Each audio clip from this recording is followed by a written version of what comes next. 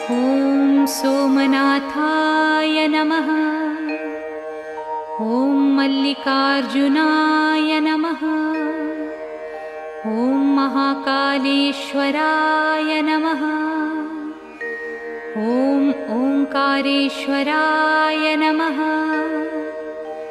ॐ वैद्यनाथाय नमः।